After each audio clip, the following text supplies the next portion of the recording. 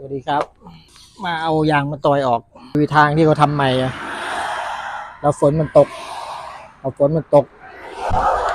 มันไม่มีที่กั้นว่ามันเป็นยางมาตอยฉีดใหม่นะเราขี่ลุย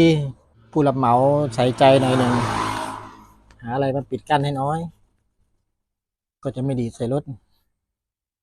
อย่างนี้มันโล่งเลยทั้งสองฝั่งเป็นถนนสองเลนถนนในหมู่บ้าน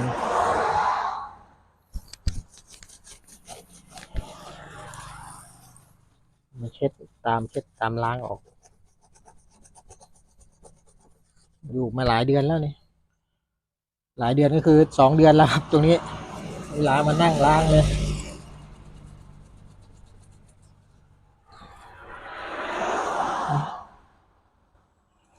ใส่ล้างเลย